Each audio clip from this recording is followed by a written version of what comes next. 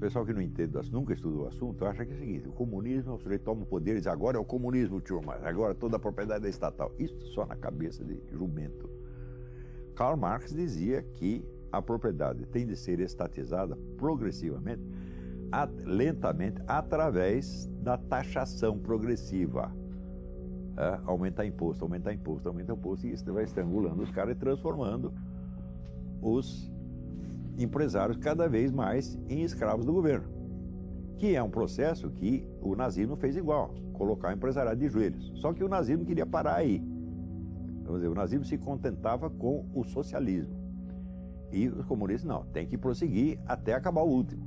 Nós temos que tomar tudo, depenar os caras até o fim. Daí fica tudo nosso. Ou seja, o socialismo ainda admite uma divisão, um acordo entre poder político e poder econômico. No comunismo, o poder econômico é totalmente absorvido no poder político. Esta é a diferença. Então, quer dizer, o nazismo era socialista, mas não era comunista. Ou seja, ele não pretendia chegar a uma estatização completa.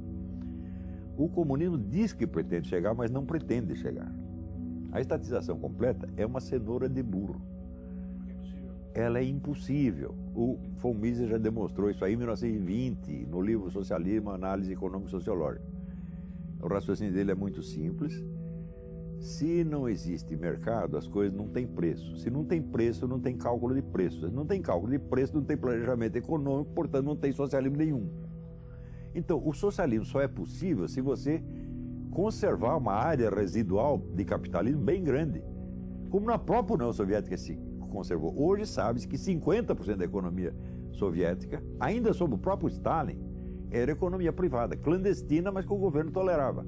Tanto é que quando caiu o regime, tinha lá vários bilionários. Pois é, de onde surgiram os bilionários?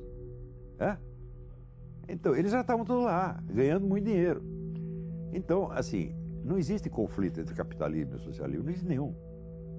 Capitalismo, sabe o que quer dizer capitalismo? Quer dizer economia. Só existe economia. Existe economia feudal, existe economia capitalista e existe economia fascista ou socialista, que é o meio a meio. É só isso que existe. Comunismo não existe e não vai existir jamais. Ele não pode existir. Não só porque é materialmente impossível, mas porque se a Revolução Comunista alcança os seus objetivos, alcança o seu poder total e diz, agora estamos na plenitude do comunismo, então eles não têm mais esse futuro em nome do qual eles podem exercer a sua autoridade no presente. Eles não representam mais o futuro, eles representam apenas o governo presente, então eles viraram telhado de vidro. Então o que é? O comunismo é para ser empurrado com a barriga ad eternum. Tá certo? Tudo isso é um engodo monstruoso, né? E é uma coisa que você não precisava esperar a experiência de um século para saber que é assim. No próprio conceito do comunismo, o conceito abstrato do comunismo, tal como Karl Marx o define, você já vê essa contradição ali desde o início. Então, quando você tem um plano contraditório, então é o seguinte, você está dizendo que vai fazer uma coisa, mas você vai fazer outra. Você não vai fazer o que você está dizendo, você vai fazer um outro negócio. É impossível. É impossível. Se você promete impossível, você vai fazer algum possível. E provavelmente vai ser uma bela porcaria. Agora, você vê o seguinte, mentalidade revolucionária não é idêntica com o comunismo. Ela é muito anterior ao comunismo, né? E ela transcende o movimento comunista de uma maneira extraordinária. Isso é um ponto assim que você não perguntou, mas eu vou responder. Que é o seguinte, o que é a revolução? Uma revolução é uma proposta de uma reestruturação total da sociedade por meio da concentração de poder. Se falta um desses dois elementos, a reestruturação total da sociedade ou a concentração de poder, não é uma revolução, é um outro processo qualquer. Ora, vamos dizer, a tentação revolucionária, quer dizer, a tentação de remodelar a sociedade por meio da concentração do poder, não é exclusiva dos comunistas. Existe um forte elemento disso dentro do próprio capitalismo. Quer dizer, cada mega capitalista é um revolucionário nesse sentido. E usando meios que normalmente não são considerados políticos, por exemplo, a tecnologia. Você vê, esta semana está uma discussão, até o Stephen Hawking falou alguma coisa a respeito, que essas grandes empresas de informática estão querendo criar robôs que sejam mais capazes do que os seres humanos e mais fortes fisicamente do que os seres humanos. Então daí surge o negócio mitológico, os robôs dominam os seres humanos. Isto é um topos, é um lugar comum que apareceu até na revista Mickey, né? Mickey, Pato Donald falar disso. Mas é claro que quem vai dominar os seres humanos não são os robôs, são as empresas que os fizeram. São outros seres humanos, tá certo? Dominando através dos robôs. Vai ser tudo culpa dos robôs, evidentemente, né? Então, o que é isso? É uma concentração de poder, tá certo? Para remodelar a sociedade totalmente. Agora, o pessoal pensa que o movimento comunista se define por uma ideologia, né? Eu digo que vocês estão loucos. Nasceram ontem, não estudaram nada, absolutamente nada. O movimento comunista já trocou de ideologia 1 bilhão de vezes. Né? Se você ver, Karl Marx começa dizendo que o movimento socialista é a expressão do interesse objetivo do proletariado. Passados 100 e poucos anos, o teórico novo do movimento comunista, Ernesto Laclau, diz o seguinte: a propaganda do partido cria a classe social que ele em seguida vai representar. Eu digo, ué, é teoria inversa, mas ela continua com o mesmo nome, continua sendo marxismo. Isto é próprio do pensamento dialético, converter-se no seu contrário quantas vezes for necessário. Então, quando você estuda a história, você vê que o comunismo não é uma ideologia de maneira alguma. O comunismo é uma cultura. Né? E os laços que prendem o sujeito a uma cultura não são laços intelectuais de uma doutrina a que ele adere. Né? São laços de familiaridade, de lealdade pessoal, laços simbólicos, afeições, gestos rituais, emocionais, etc, etc. É por isso que você não pode convencer um comunista. É a mesma coisa, eu vou pegar um índio do Xingu e convencer ele a ser, sei lá, um aborígene australiano.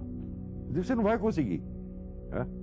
Eu vou pegar o japonês e convencer ele que ele é um italiano. Não dá para fazer isso. Né? Quer dizer, você mudar de cultura é tão difícil quanto você mudar de planeta, tá entendendo? Então é uma metanoia, um processo muito profundo. Eu vivi isso, pô. Agora, eu tive a vantagem seguinte, eu não fui criado no meio comunista. Eu não sou, como eles chamam aqui, eles chamam de red diaper, né? A fralda vermelha. O nego que já foi criado no meio comunista. Eu tinha amigos que eram assim, amigos que eram de famílias comunistas tradicionais, né?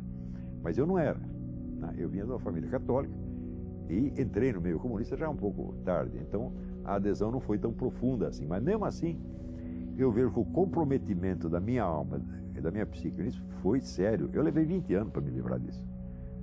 Basicamente, a coisa é essa. A União Soviética foi um órgão do movimento comunista e não o movimento comunista. Por que os caras estudavam assim? É muito simples. Quem estudava isso? Os sovietólogos eram funcionários do governo americano. Eles não eram funcionários de um partido, né?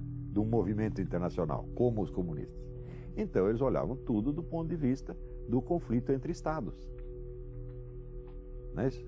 Então, tem o Morgenthau, na época, a teoria do Morgenthau, assim, os agentes fundamentais da política internacional são Estados. Não são.